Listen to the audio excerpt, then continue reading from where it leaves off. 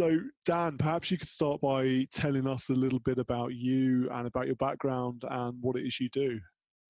So I'm Dan Warburton, and I'm a transformational coach who specializes in enabling committed individuals to break free of their currently dissatisfying circumstances, whether that's a lack of freedom or a lack of money, and be able to break through and access a totally new future of prosperity and where they get to create a lifestyle where they earn money by doing what they love. Fundamentally, that's what I specialize in enabling people to do.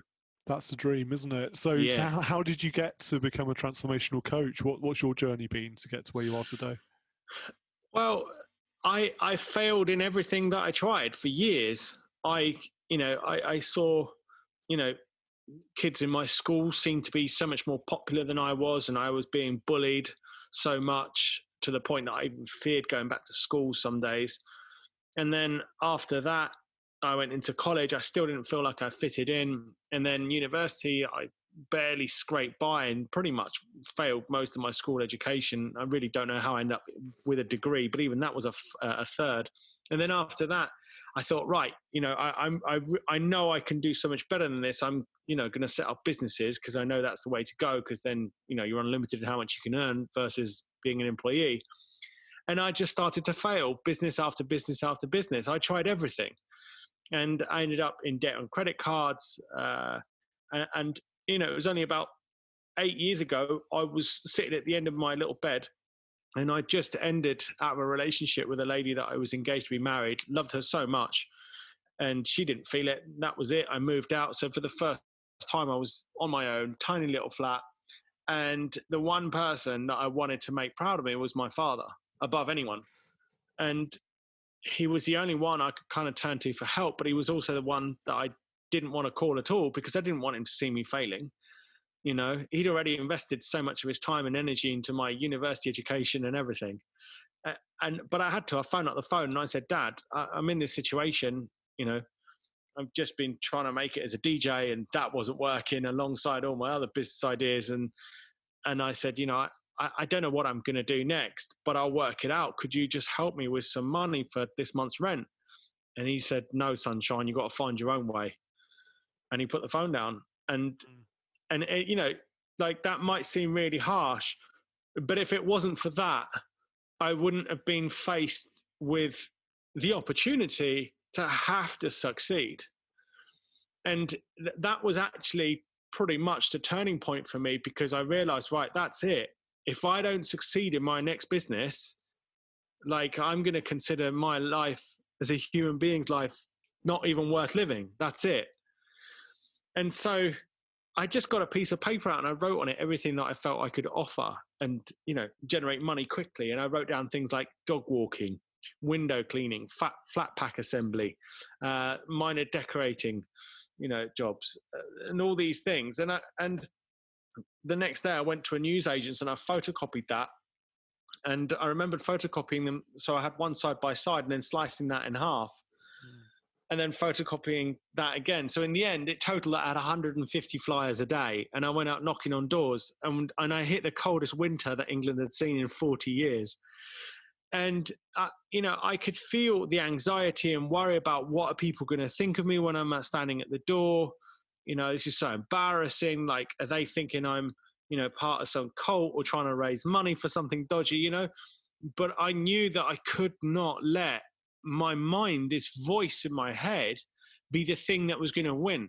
This was that moment when I was going to become the master of my destiny. And that was a choice that I made in that moment, to become the master of my destiny. And I went out and I started knocking on doors. Some doors slammed in my face. Other people were quite nice, took a flyer. But within 4 months, I physically couldn't knock on another door again because my phone was ringing so much with small handy jobs. I went and bought myself a retro 1987 Honda CBX 750 motorbike. It went like a rocket and I loved it because I miniaturized all my tools and I could do all these little jobs that the guys in the white vans wouldn't do. And each job was only short, it was only an hour or 2 hours, so I never got bored. And I got to meet people all over Brighton town. That was where I lived at the time. And it was just brilliant. And then from there was self-development and more training. I really cracked it. And I saw that what was holding me back my whole life was fundamentally an opinion I had of myself. And I'd no idea before that just the way I viewed myself could have such a detrimental effect on my life. And now, as time's gone on, through the transformational based learnings that I've done, the leadership trainings I've done, I've completed just over 200 courses now in self-development and self-transformation, including 51 days in the Himalayas at 4,250 meters above sea level, meditating with yogis in total stillness with no water and food for days. And all of it came down to the way I thought of myself and viewed the world was the thing that I noticed was, in the end, what led me to have the results or lack of results in my life. And so what I've discovered through this self-development training was that I had this view of myself that I'm not good enough and nobody wants me. And it's really classic. This has been known for years, and yet it's still not very understood out there in the world. And I don't know why, because there's so many ambitious people and so many people that want to succeed in an amazing way, and they keep looking for the next how to do something or the next solution to something. Whereas it's directly proportionate to how we relate to ourselves, to the results that we get. Because when I was I'm just not good enough, nobody wants me, I would procrastinate, I would avoid, or at times I would overwork and burn myself out. If somebody said, oh, you should go and have a look at that ad in the paper, I would say, nah, it's not for me, not for me. Thinking, oh, it's not a great opportunity. But secretly, I was also thinking, why would they be interested in me? I'm not good enough. And so it just caused so many more years of destruction, failure, and no success. But once I saw that I was thinking that on a subconscious level and that I'm not that, I invented it, it's not true, no longer did I need to be determined or dominated by such a disempowering subconscious way of viewing myself and the world. And this seems to be something that's incredibly common with a lot of people. We're our own worst enemies in so many cases, because it's something in our own heads telling us. And it's interesting, the approach you took, Dan, of printing those flyers out, going door to door, looking for the small jobs. Often when we think about becoming entrepreneurial, starting a business, I think our brains immediately leap to forming a tech company, developing an app. But actually, that sort of simple approach, washing cars, walking dogs, handyman jobs, it's probably far more profitable, and there's far more large audience out there to take that up than there is to go for the almost the moonshot, the sort of it might succeed. There's actually a much greater chance of failure, but hard work and the legwork involved for you going door to door with those leaflets paid off clearly. Yeah. And, it's just interesting what you've said there. Some of us might think the way to go is, with a tech startup or something like that. But the art is to be so agile that you're willing to let go of what you're doing or what you've built up for years to start something new. And that is the greatest skill that anybody needs to have right now in this era, in particular with COVID. But if we're run by, I'm not good enough, I don't fit in, I'm not wanted, I can't do it, I'm not clever, all of that, what happens is we hold on to what we know, to what we're familiar to, and we play small and we play safe. So we can never be agile, we can never be intuitive to what actions to take next when we're faced with adversity or challenge. But when we do this transformational work, we unlearn that. We can take on a very creative and easy and light approach to entrepreneurism. Like my brother right now, he's a professional within technology right now, and he's in between jobs and he's going to job interviews. He's just gone straight into laboring and then got chatting to some of the guys, and he's now creating opportunities with them on building sites and using his managerial skills, which are usually in the IT sector, but now within building. And he's just done it just because he took action. And I think the mistake that a lot of people make and a lot of entrepreneurs make is they let their lives be dominated by their experience of what they're experiencing right now. Like what they read in the newspaper, what their next door neighbor said, whereas all of it is only perception and none of it is real. And it's only us that create our own reality. We hold the key to finding the doors and opening our own doors. Nobody else in any moment. And that's a subject I'm fascinated by, this sort of perception versus reality, and it's often our perception, our self-perception, that holds us back from realizing a new way of doing things and a better way of doing things. Lots of clients that we come across who are perhaps older, in their 50s or 60s, who get made redundant from a profession they've had their entire career, and then almost set themselves a bit of a roadblock. They won't accept anything other than getting back into that profession. Whereas, as you've mentioned there with your brother's example, they could go out the next day and take on a different role, or find something to keep them satisfied, keep them occupied and busy, and something rewarding. But they don't, because is it something to do with our sense of self-identity, that we're so wrapped up in our profession, in our career, that we're not willing to accept other opportunities? I've definitely noticed that there's predominantly two kinds of entrepreneur and varying degrees in between. There's the entrepreneur who will just go for money. Like they'll sniff out where the latest trend is, and they'll invest their time and energy in it. And I envy them, because I can't do that. I need to really enjoy what I'm doing. And so that's the other kind of entrepreneur, somebody that says, nope, I'm not doing it unless I love it and I enjoy it. And I'm very much like that. And I think that's what holds people back, because they've lost a job in a sector that they enjoy so much, perhaps, or perhaps not. Perhaps they've just become safe, and it's just become, repetitive and mundane, and it's just safe. That it's the fear of letting go of that, or the fear that we can't do what we love again. But the fact is we only ever know what we love when we practice and try something new.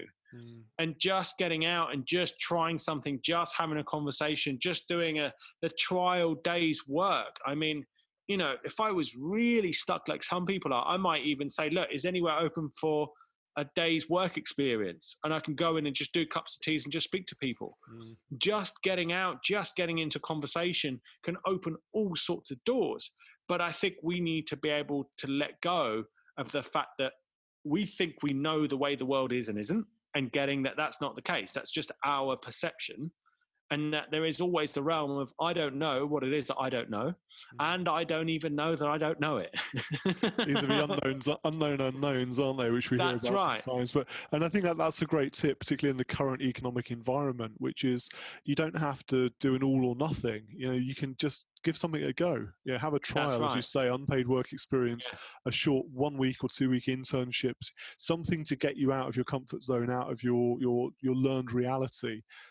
And into exposing yourself to different things. Now, we've heard about your transformational awakening. I think we and sort of what you went through there. You've developed a 5-step transformational process. So, if somebody's listening to our conversation today, Dan, they're thinking I'm stuck, or I need to make a change in my life, whether that's because change is being forced upon them, or they've just got to that stage where it has to happen. What steps do they need to think about? What things do they need to think about to get started with change? The first thing is to acknowledge that they're stuck. Just acknowledge that, and just acknowledge that right now, where I am, I don't want to be. That's it. Nothing's going to change. Nothing's going to alter until you declare that. Declare a breakdown. I'm in breakdown right now. This is it. Secondly, choose what you want. What do you want? That's the second thing. Unless you've got a destination. If I gave you a map and I said, go, what are you going to ask me? Where? And so the second part is absolutely choose a destination. Say, okay, right, so my work isn't fulfilling me anymore. I'm not enjoying it. So my goal now is to go and find another job that makes me feel, inspired every day to want to wake up to go and do it, or to start up a new business. And I want it to earn me 100,000, 500,000, 1 million a year. And I don't want to have to travel. I want it to be from home on a computer, for instance. And you set these things up that you choose, and then that's it. You choose it, you commit to it. Then once you've done that, then it's about having as many conversations, as in live conversations with people, asking them, how would you do it? What's next? What should I try next? What have you done? What do you know of? What have you heard about this? And in conversation, an incredible phenomena happens for all of us as human beings. Knowledge rises up through us whilst we're in conversation. So we can be faced like no hope, absolute adversity, no way out. But in conversation, we will see and realize and get insights about things that we've never had before. And the last thing to do is to lock yourself up at home and try and silence that voice in your head by drinking, watching Netflix, binge eating, doing all those things to just run away and not handle what's going on, you know? Mm-hmm. The opposite of that is just get in conversation. Just tell people that you're hiding from stuff. Tell people that you're avoiding. Tell people that you're playing small. Tell people about how stuck you are versus where you want to be. Just having those conversations and asking people for advice. I mean, obviously, you need to choose people that aren't going to rubbish you or beat you down, you know, so you've got to choose wisely, choose the people that you share that information with. If you've got your friends tend to drink a lot and avoid and run away, that they are not going to be able to give you any kind of support, and they are going to get quite triggered by what you're saying, and they're going to tell you to be realistic, shut up and open another bottle of beer. So don't go speaking to those people, but go and find people, like join groups online, like on Facebook, Entrepreneurs London, whatever it is, and just put in a post, hi guys, I'm in this situation, you know, I want to start a business. What would you advise? What courses, what programs could any of you give me 10 minutes on the phone to give me your advice or insights? I'd appreciate it. I guarantee you will get an influx of random people saying, yeah, I'll tell you about my business. And you'll get like multi-level marketing nonsense offered to you. You've got to filter it out, but there's nothing bad is going to come of it by just having a conversation with these people. Because even if you say, well, this doesn't sound right for me, what else would you advise? You'll find a lot of these people are really nice and really kind. And they'll say, well, maybe you want to look at this kind of business, or have you thought about this? Or you want to look at this school or this college or that course or that program, or read this book. And bit by bit, you'll find the breadcrumbs that will then lead you towards a new future. And it's all in conversation. Yeah, it's fascinating, that point around being careful about who you listen to, really. I mean, some people in our lives, friends and family, have probably got our best interests at heart, but for various reasons, may not be supportive. They may actually put up a barrier to you making change, you making progress in your life. And I think the ability to recognize that when people are negative, people suggest actually it's a bad idea, that they're probably not doing it because they're trying to hurt you. They're probably doing it because that's all they know, or they're scared of change. I know, and they just love you. And they love you, yeah. That's the biggest problem. They just love you, and they love you the way that they feel is best to love you. And in doing that, it's often not useful. Now you went to the extremes to quiet your mind, a retreat in the Himalayas, etc. And people often, as you mentioned there, they sort of they avoid addressing the issues they face through drink, through binge watching TV, as I have for years. Yeah. So without going to the extremes and going off to some sort of yogi retreat in the mountains, how do we create more space in our minds to address these issues and to think about the changes we need to make? So the things that cause us discomfort and dis-ease in our life are never as big as they seem. And the fastest way to quieten them is to look them in the eye, grit your teeth, and run at them. Like if you've got, a broken relationship, pick up the phone and just say sorry. If you've got somebody that you owe money to, send them an email or pick up a phone and just be straight with them about your financial situation. And you'll be amazed at how people will listen to you and will give you the help that you need. And the minute you've spoken these things out and taken responsibility for what's out of balance, you will find waves of bliss and peace wash over you. And you'll be able to then arrive at that place of stillness that you can powerfully build your life up from.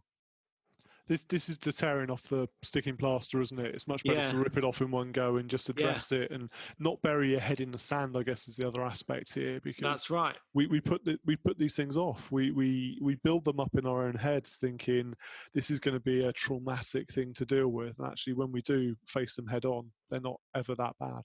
That's right. A friend of mine, I'm not going to give his name, but when he was a teenager, him and a friend of his, they were messing around, getting drunk, drove around in his car, and they were smoking cigarettes around the back of a church, and they accidentally set fire to the church. And the church went up and they kept quiet, and they managed to keep it quiet. But 15 years later, both of us going through the same self-development training, all this that was making him never be able to fully relax came to the surface because he never owned up to it. So I coached him into having the courage to go into the local police station to own up for it.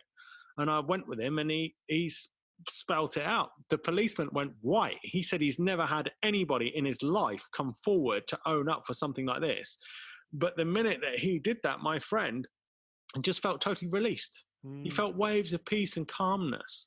You know, he couldn't understand why he couldn't concentrate or he couldn't focus, because deep down underneath it all was this thing that he hadn't ever taken responsibility for. You know, and he didn't get into any trouble at all. In the end, they said, well, you've come forward to us. You've done the right thing. We think it's years ago. The insurance is covered. It's all fine, done, finished, case closed. That was it. But he set himself free, totally free. And I find that a lot of the cause of that active mind inability to relax is just not taking responsibility for what we've done in the past. And probably without going through the process that you went through, very hard for anyone to realize that they're holding on to that baggage, and that's the thing that's causing such the challenge, discomfort and disquiet. That's it. Often I'll have dreams about things and a series of dreams, and it will take me a while to realize why something is constantly bothering me in my dreams. And then I'll realize actually it's something, you know, that's unfinished or something I've not addressed from my life. And once I've dealt with it, the dreams stop immediately. And I've never burnt down a church. I'll have to put that on record. I think there are things in life that, you know, we don't realize are weighing heavily on our minds until we realize about them. Again, it's known unknowns and unknown unknowns. Yeah, and I think, you know, if somebody's dealing with something and they're really confronted about ironing it out, just start off with your sock drawer at home. Tip it all out, fold all your underwear and your socks and put it all back in. Then do the next drawer, then do under your bed, then do your living room, then sort your hair out, go and get a haircut, go and get some new clothes, you know, bit by bit, just tidy up every area of your life, you know, the way you look, the way you hold yourself, the way you speak to people. And as you practice that, it comes from the Japanese word called kaizen. And kaizen means constant and never-ending improvement. And I mean, it sounds like a very small thing, but once you commit to a life of kaizen, of constant and never-ending improvement, as you're doing things, you're becoming aware of how effectively you're doing them. And then afterwards, you're aware of like, oh, well, that didn't go very well, did it? Or I can see how I would improve that. And as time goes on, you will have that mindset in anything, in everything that you do. And that's going to be that then gives you the edge that starts to stand out in job interviews, in communicating, in asking somebody out on a date, in how you dress, in whatever it is that you do. So just making a choice of improving your life this moment onwards and for the rest of your life as a commitment is very powerful, very powerful. And that might lead you to then, you know, having to resolve these unresolved things one day in the future. Do you think we can make these transformations by ourselves, or do we need to work with a professional coach, someone to sort of guide us through the process? We can absolutely go through these transformations on our own. And I think we actually subconsciously invite them. If we're uncomfortable, we will subconsciously put ourselves into more predicaments and more challenges that cause us even more discomfort and pain, to the point that the pain tips us over the edge. Or you hear about people who were really nasty, horrible people, and then they got involved in a car accident, were involved in like a really frightening experience, and they came out the other side with a second chance at life, and they are totally beautiful, peaceful, wonderful people. Now, you can do all that on your own. Personally, I would rather not have to get to that level of pain or torture or near-death experience and just invest in a coach and a mentor, because my life only looks as great as it does now because of the coaching and mentoring that I've received, you know? And I can't speak of it highly enough for anyone. You know, I get to wake up when I want. I go to bed when I want. I do what I want when I want. I coach my ideal clients. You know, I'm regularly send emails of appreciation from people thanking me for what I've done for them in their lives. So I get this real warm heart feeling every day from what I do. And all of that has just come from choosing that and going out there and doing it, you know? No, absolutely. Now, before I let you go, Dan, it's been a fascinating conversation. I'd love to hear more about the book. So Dream It, Choose It, Live It. How did it come about? So what can we expect from reading the book?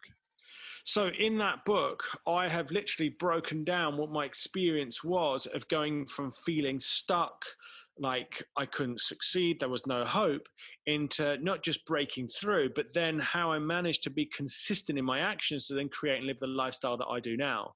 And in that process, I've also coached over 1,000 ambitious individuals and enabled many of them to create results they never imagined possible.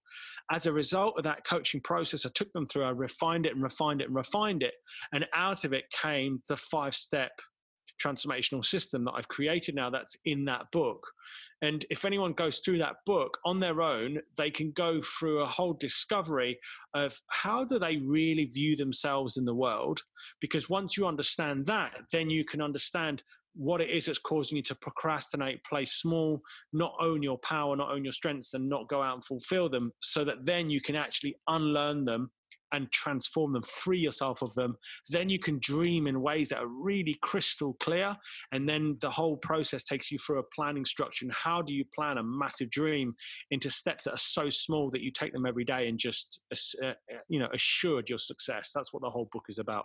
Dreaming it. First, you dream your dream ambition.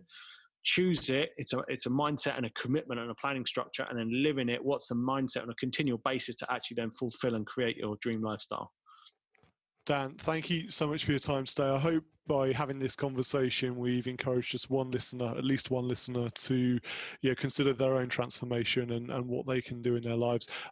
Where can we find out more about your work and your coaching services, and how can we get hold of the copy of the book? So, yeah, I mean, if anybody wants to have a conversation with me, you feel like you're in a dark place and you want to break through and access a new future, I'm here for you. And I'm really not about the money. I just need a little application filled out. If you go to danwarburton.com, you'll see just click the button there and just fill out the application. I'll be able to give you, an insight and transformational session, no problem. Or if you want a copy of the book, just go to dreamit.chooseit.liveit.com and get a copy there. And if you go there as well, there's a way that you can get one of my programs that normally sells for $497. You'll get that for free at the moment. So that's a promotion. Good stuff. We'll make sure we put links in our show notes for this episode as well, so our listeners can find the website and find the book. But Dan, thanks for your time. It's been a pleasure. Brilliant. Thanks so much. Cheers.